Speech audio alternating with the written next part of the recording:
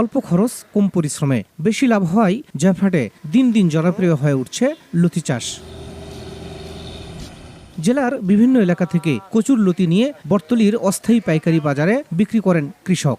স্থানীয় চাহিদা মিটিয়ে বিষমুক্ত ও সুস্বাদু লতি সরবরাহ হয় ঢাকাসহ দেশের বিভিন্ন প্রান্তে। শুধু দেশেই নয়, মধ্যপ্রাচ্য ও ইউরোপের বেশ কয়েকটি দেশেও নিয়মিত রপ্তানি হচ্ছে। ফলে বৈদেশিক মুদ্রা অর্জনের এক নতুন সম্ভাবনা তৈরি হয়েছে এই অঞ্চলে। অন্যান্য ফসলের চেয়ে এই ফসলটা আমি বেশি লাভবান।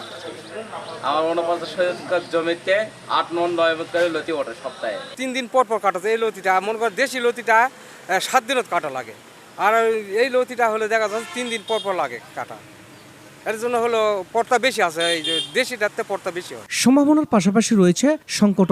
লতির এই অস্থায়ী বাজারে 200 থেকে 250 শ্রমিক কাজ করলেও নেই কোনো স্থায়ী পাইকারি হাট কিংবা আধুনিক প্রসেসিং সেন্টার। এতে খোলা আকাশের নিচে ঝুঁকিপূর্ণভাবে লতি বিক্রি করতে হয়। কৃষকের কাছ থেকে কচুরলতি ক্রয় করে ঢাকা শহরে বিভিন্ন বাজারে আমরা বিক্রি করি স্বল্প লাভে। এতে করে কৃষকরাও উপকৃত হয় এবং আমাদেরও কিছু মুনাফা থাকে। জয়পুরহাট 5 বিবি লতি বাজারে আমরা 2 থেকে 250 জন কাজ করি। আমরা সকাল 8টা থেকে 4টা পর্যন্ত কাজ করে লতিহাটি ধূপ করে গাড়ি লোড দিয়ে ঢাকায় পাঠিয়ে দেয়।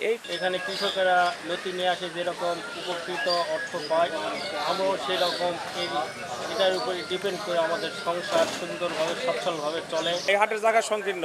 আজ দেখা যায় যে হাট মালিক জায়গার মালিকরা আসে বলে হাট ওখানে নিয়ে যেতে হবে, ওখানে বিভিন্ন জায়গায় মানে হাট সরানো করে। কৃষক ও ব্যবসায়ীদের লতি বাজারজাতকরণ ও প্রসেসিং এর সমস্যা সমাধানে উদ্যোগ নেওয়ার আশ্বাস উপজেলা কৃষি কর্মকর্তার। জায়গাটা নিয়ে একটু ঝামেলা ছিল, ঝামেলা আছে। জায়গাটা হচ্ছে কৃষকরা একজন ব্যক্তির কাছে ভাড়া নিয়ে চালু রেখেছেন। আমরা বিষয়টা জানি, আমরা কৃষকদেরকে আমাদের কাছে একটা আবেদন দিতে বলেছি। আমরা উক্ত সমস্যাটা সমাধানের জন্য উপজেলা প্রশাসনের সাথে কথা বলে সমাধানের চেষ্টা চলছে। জয়পুরহাট সদর ও পাঁচবি উপজেলায় প্রায় 13,000 হেক্টর জমিতে কচুর লতির চাষাবাদ হয়। উত্তরের সীমান্তবর্তী জেলা জয়পুরহাটের পাঁচবি উপজেলার কৃষকরা লতি চাষে সমৃদ্ধ হলেও তাদের আক্ষেপ এখানে একটি স্থায়ী বাজার গড়ে ওঠেনি। তারা রোদ বৃষ্টি মাথায় নিয়ে এই ছোট্ট পরিসরে অস্থায়ী বাজারেই তারা ব্যবসা করে থাকেন। এতে করে ক্ষতিগ্রস্ত হচ্ছেন তারা। তাদের দাবি এই 40 থেকে 50 বছরের এই লতির বাজারে একটি স্থায়ীভাবে সরকারি বা বেসরকারিভাবে একটি বাজার গড়ে তোলা হোক। শাহিদুল ইসলাম সবুজ, সময় সংবাদ, জয়পুরহাট।